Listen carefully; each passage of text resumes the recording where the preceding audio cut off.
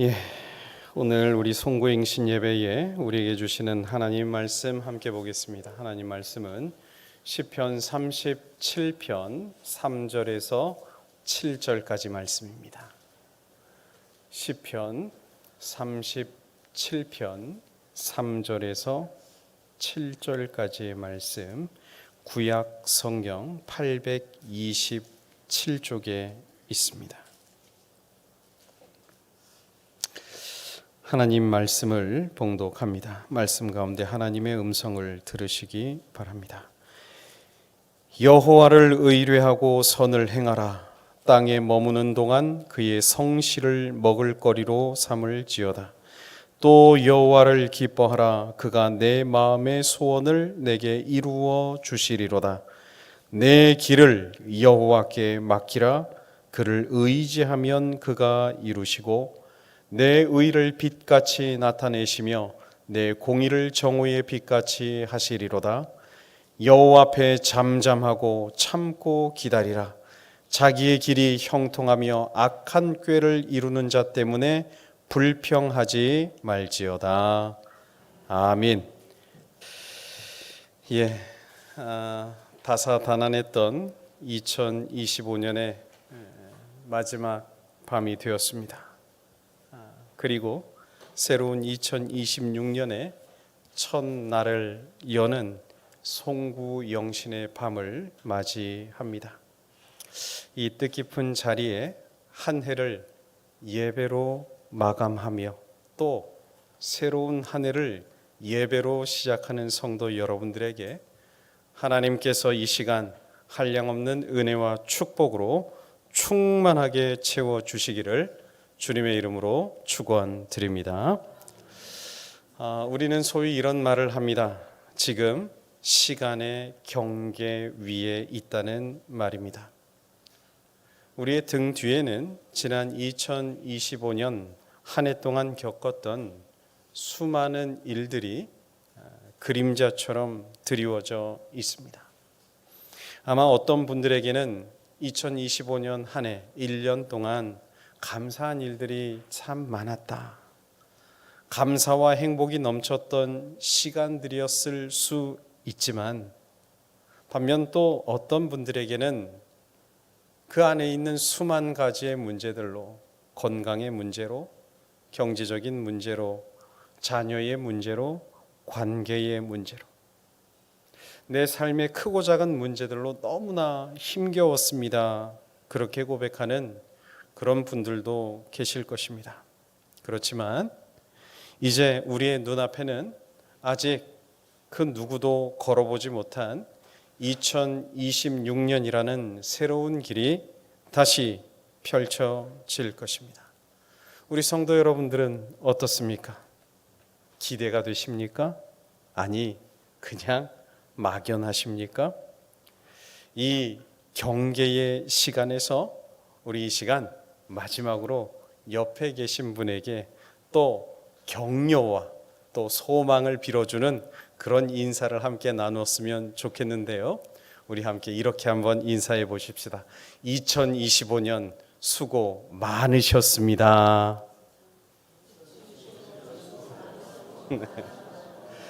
그리고 2026년 하나님 은혜로 가득하십시오 하고 축복하십시다.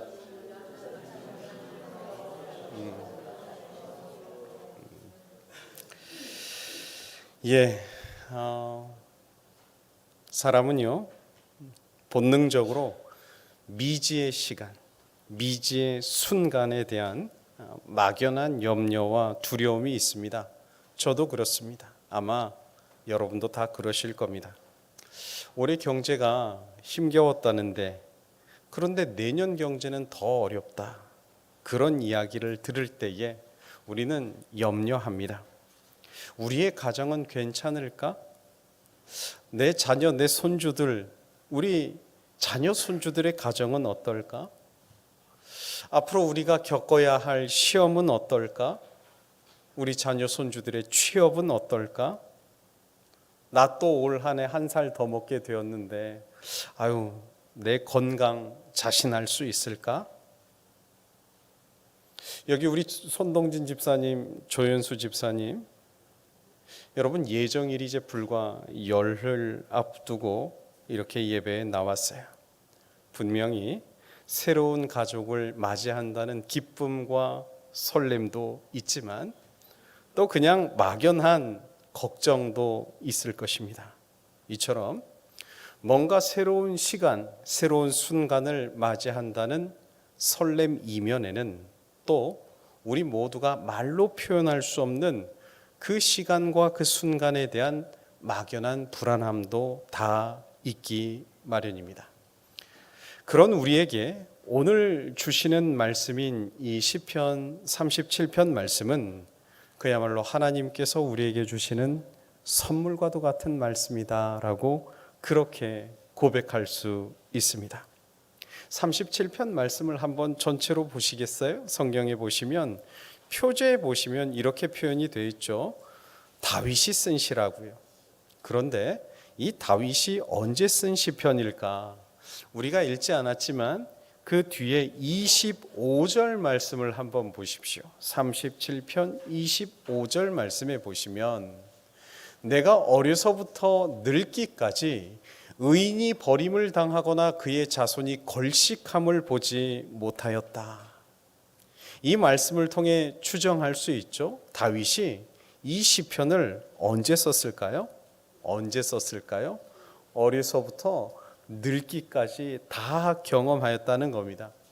인생의 산전수전을 다 겪고 이제 노년이 된 다윗이 자신의 인생을 뒤돌아보며 회고하면서 자식들에게 또 혹은 믿음의 후배들에게 오늘 저와 여러분에게 남기는 신앙의 유언과도 같은 그런 지혜의 시편인 것입니다. 한편 오늘 말씀을 가만히 묵상해 보면요, 다윗이 이 시편을 지을 그 당시나 혹은 지금이나 그런 세상인 것 같습니다. 마치 악한 사람들이 득세하는 것처럼 보이는 세상이요. 정직한 사람들이 정직하게 살면 오히려 손해를 보는 것 같고 고난을 받는 것 같은 그런 불합리한 세상처럼 보입니다. 그러니 다윗이 오늘과 같은 시편을 남겼던 것입니다. 그런 세상에서 또 그런 미지의 시간에서 우리에게 막연한 불안과 염려가 분명히 존재하는 이런 상황 속에서 여러분 성도는 과연 어떠한 마음으로 그 시간들을 준비하고 지나야 하는 것일까요? 이제 인생의 단맛 쓴맛을 다 경험한 그 노인이 된 다윗에게 사실 그 결론은 너무나 단순하고도 단호하였다는 것을 우리는 발견하게 됩니다. 오늘 말씀 5절을 보십시오. 5절 말씀이 오늘 말씀의 핵심인데요, 우리 다 같이 한 목소리로 한번 읽어보겠습니다. 시작. 내 길을 여호와께 맡기라. 그를 의지하면 그가 이루시고. 아멘. 여러분, 목소리가 작으면 내 마음에 잘 안 새겨지는 것 같습니다. 오늘 말씀의 제목이 이 안에 다 들어있는데 우리 다시 한번 크게 한번 읽어보겠습니다. 시작. 내 길을 여호와께 맡기라. 그를 의지하면 그가 이루시고. 아멘. 자, 그래서 여러분, 오늘 이 송구영신의 시간, 오늘 하나님께서 우리에게 주시는 말씀의 결론으로 오늘 우리 삼가리 성도 여러분들이 붙잡아야 할 두 가지 키워드를 맡김과 의지함으로 정리하고 싶은 것입니다. 바라기는 2025년 저와 여러분의 인생의 짐은 다 내려놓고 주님께 맡기고 가벼운 어깨와 벅찬 소망을 가지고 오직 주님만 의지하겠습니다 결단하는 우리 성도 여러분들이 되시기를 주님의 이름으로 축복합니다. 아멘. 자, 이제 다시 보십시오. 하나님이 오늘 말씀을 통해 우리에게 너의 길을 여호와께 맡기라 라고 말씀하고 계십니다. 이 말씀을 풀어드리려고요. 여러분, 맡긴다는 의미가 무엇일까요? 우리가 어떤 이 예금을 맡기는 것처럼, 돈을 예치하는 것처럼, 물품 보관소에 가방을 막 잠시 맡겨두는 그런 맡김의 의미가 아닙니다. 오늘 이 말씀을요, 히브리어 원어로 살펴보시면 이 맡기다라고 하는 단어를 갈랄이라는 단어를 사용하였습니다. 무슨 단어를 썼다고요? 갈랄. 어떤 뜻일까요? 갈랄. 굴러간다는 뜻입니다. 굴러간다. roll away. 굴려버린다는 겁니다. 우리가 볼링공을 굴려버리듯이 굴려버린다라고 하는 것이 바로 갈랄이라는 의미입니다. 이 장면을 상상해 보십시오. 고대 근동 지역에서 무거운 짐을 이 등에 지고 가는 나귀를 한번 상상해 보십시오. 너무 그 짐이 무거워서 비틀거리다가 이제 그 짐을 땅바닥으로 털썩하고 굴려버리는 동작. 여러분, 그것이 바로 갈랄의 의미인 것입니다. 성경은요, 오늘 우리에게 그렇게 말씀하는 겁니다. 너희를 힘들게 했던 인생의 그 모든 짐을 끙끙대지 말고 이제 여호와께로 굴려버리라는 겁니다. 굴려버리라고요. 이제 새해를 맞이하기 직전인데요, 여러분, 여전히 여러분의 마음이 지금 무겁다라고 느끼신다면 여러분, 그 이유가 뭘까요? 그 이유가 무엇일까? 올 한 해 우리가 경험했던 그 인생의 짐들요, 염려와 후회들요, 실패라는 짐을 여전히 이 어깨 위에 짊어지고 이제 2026년의 문턱을 넘으려 하기 때문에 여전히 이 마음이 무겁고 뭔가 어렵고 뭔가 불만스럽고 뭔가 꺼림직한 그런 마음은 아닐까? 제가요, 사실 많이 보거든요. 올해도 보았습니다. 우리 성도 여러분들이 흔히 하나님께 맡기겠습니다 그렇게 기도하면서도 저 예배당 문 밖을 나갈 때 또다시 그 염려의 보따리를 주섬주섬 챙겨 나가는 모습들을 제가 사실 많이 보았습니다.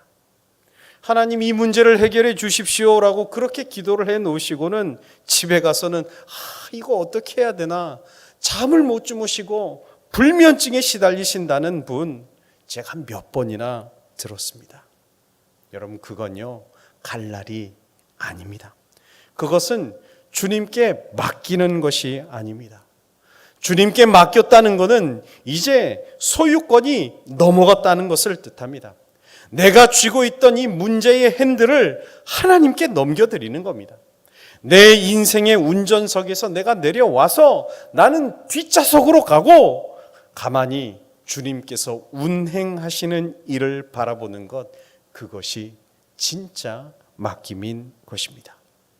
그렇게 주님께 맡길 때 주님이 나에게 주시는 약속이 무엇일까요? 내가 주님께 맡길 때 주님이 나에게 오늘 말씀을 통해 하시는 약속이 뭡니까? 제일 마지막에 그가 이루신대요. 그가 이루신대요. 내가 주님께 맡겨버리면, 내가 주님께 굴려버리면 주님께서 이루신대요. 나아가 베드로전서 5장 7절 말씀에서도 이렇게 말씀하십니다. 오늘의 요절 말씀인데요, 우리 같이 한번 읽어볼까요? 베드로전서 5장 7절 말씀, 저 앞에 띄워놓았습니다. 시작. 너희 염려를 주께 맡기라. 이는 그가 너희를 돌보심이라. 아멘. 내 염려를 주님께 맡길 때 비로소 주님께서 나를 위해 일하시고 나를 돌보고 계심을 누리게 된다. 이것이 성경이 우리에게 주시는 약속인 것입니다. 이렇게 이론적으로만 이야기하면 잘 안 다가오시죠. 오늘 이 시편의 말씀의 주인공인 다윗의 삶이 실제로 주님께 맡기는 삶이었던 것입니다. 그의 인생의 위대함은요, 모든 염려를 주님께 맡길 줄 아는 성숙함이 그에게 있었기 때문에 우리는 다윗을 위대하다고 하는 것입니다. 사무엘상 30장 말씀에 보시면 소위 시글락 사건이 나옵니다. 다윗이요 잠시 전쟁을 치르기 위해서 마을을 비웠습니다. 600명의 동료 전사들을 다 데리고 전장터로 나갔습니다. 그런데 그때에 아말렉 사람들이 그 마을에 쳐들어와서 다윗이 살던 그 시글락 마을을 다 불태워버리고 다윗의 아내를 포함한 백성들의 아내와 자녀들을 모두 다 잡아가 버리는 사건이 발생한 것입니다. 다윗을 따라 전장에 나갔던 600명의 부하들이 그 자리로 집으로 돌아왔을 때에 그 상황이 너무나 충격적인 겁니다. 그냥 지도자인 다윗을 따라 전장에 나갔는데 사랑하는 가족들을 다 잃어버렸다는 슬픔과 분노에 북받쳐서 울다가 자신을 이끌던 그 지도자 다윗을 돌로 쳐서 죽이려 했던 것입니다. 정말 다윗 인생에 수많은 위기들이 있었지만 이만한 위기가 없을 정도였습니다. 가족도 잃고요, 모든 것 다 잃고요, 꼼짝없이 동료들에게 돌을 맞아 죽게 생긴 그런 상황이 발생한 것입니다. 자, 바로 그때 성경은 다윗에 대해서 이렇게 기록하고 있습니다. 사무엘상 30장 6절 말씀인데요. 다윗이 크게 다급하였으나 그의 하나님 여호와를 힘입어 용기를 얻었더라. 이 말씀에 용기를 얻었더라라고 하는 뜻은요, 상황이 좋아졌다는 뜻이 아닙니다.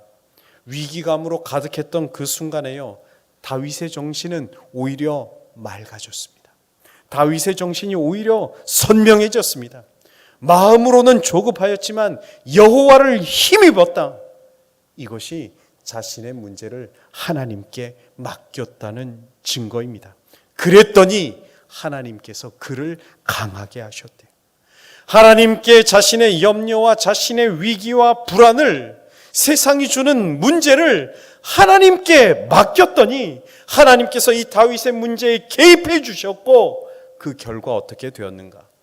다윗이 잃어버렸던 모든 것들요, 백성들이 잃어버렸던 모든 것들요, 아내를 되찾았습니다. 자녀들을 되찾았습니다. 모두 다 제자리로 돌아왔습니다. 거기다 전리품까지 얻게 되었고, 이 사건을 통해서 다윗은 진정으로 왕의 자리로 나아가는 발판이 마련이 된 것입니다. 다시 한번 여쭙죠. 사랑하는 성도 여러분, 올 한 해 여러분의 마음을 짓눌러 왔던 아말렉은 무엇입니까? 올 한 해 지긋지긋하게도 여러분의 마음을 힘들게 했던 문제가 뭡니까? 건강입니까? 자녀의 문제입니까? 경제적인 어려움입니까? 관계의 문제입니까? 여전히 앞이 한치 앞도 보이지 않냐는 미래에 대한 두려움입니까? 이제 여러분들에게 권면합니다. 그 짐을 2026년으로 가져가지 마십시오. 주신 말씀처럼 모든 염려, 걱정, 불안함 이제 모두 다 주님께 굴려버리십시오. 그래서 약속과 같이 주님이 우리의 요동함을 허락하지 않으시고 그가 나를 돌봐주심이라, 주님이 돌봐주시는 은혜를 누리는 2026년을 맞이하는 여러분 되시기를 주님의 이름으로 축원드립니다. 다음으로요, 오늘 우리가 주목하고자 하는 단어는 무슨 단어죠? 무슨 단어예요? 의지함이요. 2025년 우리가 가졌던 연약함을 이제 주님께 굴려버렸다면, 주님께 맡겼다면, 이제 새롭게 맞이하는 새해에는 우리가 분명하게 결단해야 할 행동이 있다는 것입니다. 그것은 주님을 온전히 의지하겠다는 결단이요. 어떤 결단이요? 어떤 결단이요? 주님만 의지하겠다는 결단이요. 우리 옆에 분 손잡고 인사합시다. 주님만 의지하겠습니다. 이거 저하고 약속하는 겁니다. 자, 이렇게 손 들고 저랑 주님만 의지하겠습니다. 주님만 의지하겠습니다. 우리의 입술로도 다시 한번 고백하십시다. 하나님, 올해는 주님만 의지하겠습니다. 하나님, 올해는 말씀만 붙잡겠습니다. 이 목소리가 어디 갔습니까? 다시 하나님, 올해는 주님만 바라보겠습니다. 아멘. 아멘. 자, 그럴 때 하나님 우리에게 어떤 약속을 주시는가?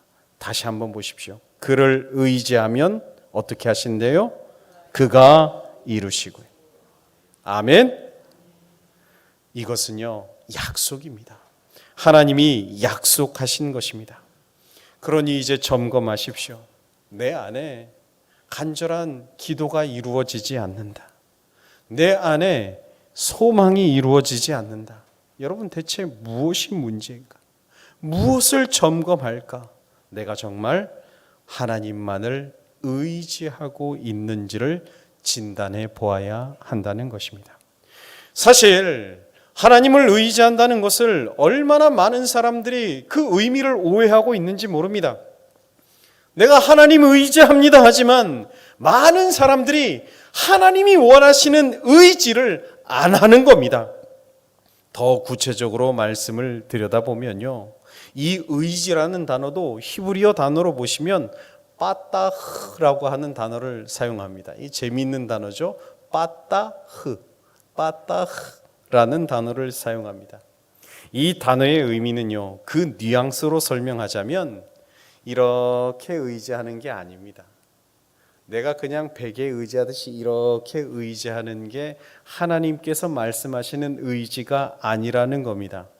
이 빠따흐의 의미는요, 아예 기대서 내 몸 전체, 내 모든 체중을 실어서 의지하는 것, 그것이 성경이 말씀하시는 의지라는 뜻이라고요. 여러분, 우리가 의자를 털썩 앉잖아요. 지금 여러분 다리에 힘 주고 앉아 계신 분 계십니까? 다리에 힘 주고 계신 분 계셔요? 반만 엉덩이를 의자에 걸치고 발에 힘 빡 주고 계신 분 계셔요? 아니, 의자가 무너질까 봐 엉덩이를 살짝 걸치고 다리에 힘 주고 앉아 계신 분 계셔요? 아닙니다. 우리가 털썩 앉아 있는 거, 내 몸의 하중을 다 의자에 맡기고 나를 던져서 앉는 것, 그것이 바로 성경이 말씀하시는 의지라는 것입니다. 오늘날요, 전 세계에 수십억 명의 크리스천들이 있습니다. 통계에 따르면 카톨릭과 개신교를 합치면 무려 25억에서 30억 사이의 크리스천들이 이 지구에 살아갑니다. 그런데 놀라운 사실은요, 그렇게 많은 사람들이 예수를 믿는다고 하는데 예수님을 의지하는 사람이 적다는 사실이요. 하나님이 안 도와주시면 내가 직접 해야지 어쩌겠어. 주님을 믿는다고 의지한다고 하면서도 여전히 엉덩이에 힘을 주고 긴장한 상태로 하나님이 믿op지 않다고 느끼는 순간 팍 일어설 준비를 하고 살아가는 사람이 얼마나 많은지 모른다는 것입니다. 하나님 입장에서 그 자세를 한번 본다고 생각해 보셔요. 그 어정쩡한 모습을 보면서 하나님의 마음이 얼마나 황당하실까요? 하나님을 의지하지도 못하고 세상만 의지하는 것도 아닌 엉덩이를 어정쩡하게 들고 있는 교인들의 모습을 보면서 하나님께서 얼마나 그 마음이 아프실까. 그런데 여러분, 그 모습이 오늘 여러분의 신앙생활의 모습은 아니었는지요. 한 다리는 주님께 의지하고 한 다리는 여전히 세상을 의지하면서 어정쩡하게 지내었던 지난 한 해 우리의 불신앙의 모습은 아니었는지. 하나님은 내게 너의 모든 것을 나에게 던져라라고 두 팔을 벌려 하나님 당신께 안기기를 기대하고 계신데 하나님 의지합니다 하면서도 여전히 하나님보다 눈에 보이는 돈을 더 의지하고 사람을 더 의지하고 하나님 제일 소중합니다 하면서도 내 할 일 다 하고 내 쉴 것 다 쉬고 내 하고 싶은 것 다 하고 남는 짜투리 시간을 예배하고 그러면서도 나 잘한 줄 알고 여전히 하나님 의지하겠습니다 말은 잘하지만 하나님이 내게 준비하신 이루심, 하나님이 내게 예비하신 은혜들을 우리 스스로 걷어차 버렸던 우리의 신앙의 모습은 아니었는지요. 간절히 바라고 축복하기는 이제 2026년 새로운 한 해 우리 삼가리 성도 여러분 모두는 더욱 주님만 의지하는 성숙한 성도 여러분들이 되시기를, 주님만 의지하겠습니다 결단하는 우리 성도 여러분들이 되시기를 주님의 이름으로 축원드립니다. 말씀 마칠게요. 백화점의 왕이라 불리는 미국의 제임스 캐시 펜이라는 사람이 있었습니다. 독실한 크리스천이었던 그는 예수님의 말씀, 남에게 대접을 받고자 하는 대로 남을 대접하라, 이 황금률의 말씀을 바탕으로 백화점 사업을 시작하여서 크게 성공했던 인물이었습니다. 그런 그가 1929년에 미국의 대공황을 맞이했을 때 주식시장이 붕괴되었고 페니의 백화점 사업이 그대로 직격탄에 맞았습니다. 엄청난 빚더미에 앉게 되었고 평생 일군 자산이 물거품처럼 사라질 위기에 처했습니다. 그게 그에게 얼마나 극심한 스트레스였고 짐이었는지 심한 우울증이 그를 덮쳤습니다.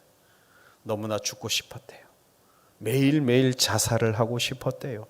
그런 극심한 우울증 속에서 내 인생 이제 끝났구나, 내 인생 이제 실패했구나, 이제 자살을 하려고 마음을 먹고 병원을 배회하던 중에 저 병원 복도 끝에서 찬송 소리가 하나 들리더라는 겁니다.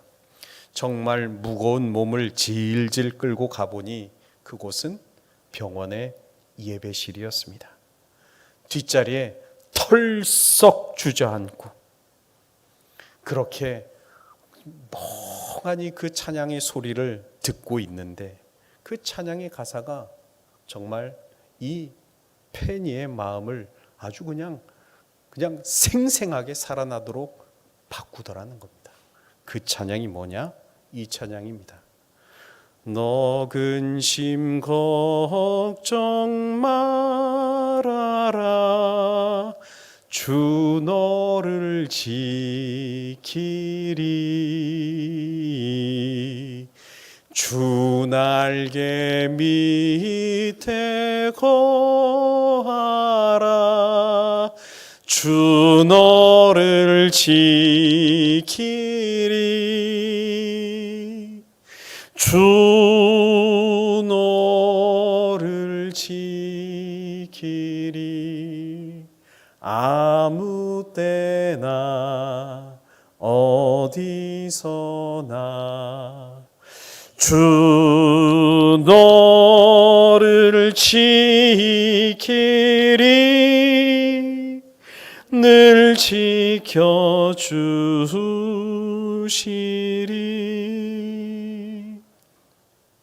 찬양을 듣는 순간에 페니는 마치 감전된 듯 전율을 느꼈대요. 그리고 그 자리에 앉아서 이렇게 기도했다고 합니다. 하나님, 저는 아무것도 할 수 없습니다. 제 건강도, 제 사업도, 제 생명도 이제 다 끝났습니다. 저는 더 이상 버틸 힘이 없습니다. 저를 불쌍히 여겨 주십시오. 이제 이 모든 짐을 다 주님께 맡기겠습니다. 자신의 무기력과 무능력을 인정하고 자신의 짐을 주님께 맡깁니다. 주님만 의지합니다. 이 기도에 그에게 놀라운 기적이 일어납니다. 마음을 짓눌렀던 칠흑 같은 어둠은 사라지고 설명할 수 없는 평안함이 밀려왔습니다. 두려움이 다 사라졌다고 합니다. 그 기적 같은 시간을 지나고 눈 씻듯 건강이 회복이 되었고 용기 내어 사업에 복귀하였습니다. 환경은 여전히 대공황의 상황이었지만 이제 더 이상 두렵지 않았습니다. 이후 95세까지 장수하며 재기에 성공합니다. 그는 훗날 자서전에서 이렇게 고백합니다. 그 순간 나는 어두운 지옥에서 빛나는 천국으로 옮겨지는 것 같았다. 나의 재기의 성공은 탁월한 경영 수완이 아니라 하나님께 맡김 그리고 의지함이었다. 성공이 뭐라고요? 하나님께 맡김 그리고 의지함이었다. 맡김 그리고 의지함이었다. 사랑하는 여러분, 2025년 다 갔습니다. 새로운 2026년 맞이합니다. 여러분 어깨에 짐 지워졌던 문제 다 주님께 굴려 버리십시오. 그리고 주님을 더욱 의지하는 새해가 되십시오. 그래서 상황이 어떻든 환경이 어떻든 어떤 문제가 여러분 어깨 위에 짐지어지든 주님 주시는 힘으로 승리하는 복된 2026년 맞이하시기를 주님의 이름으로 축원드립니다.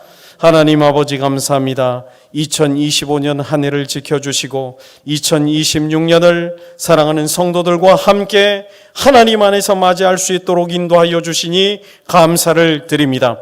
2025년 저희에게는 참으로 무거웠던 짐들이 많았습니다. 가정과 직장과 자녀와 교회와 나라와 민족들을 생각할 때에 무거웠던 마음들, 짐들, 염려들, 걱정들 참으로 많았지만 이제 주님의 발등상 앞으로 굴려버리겠습니다.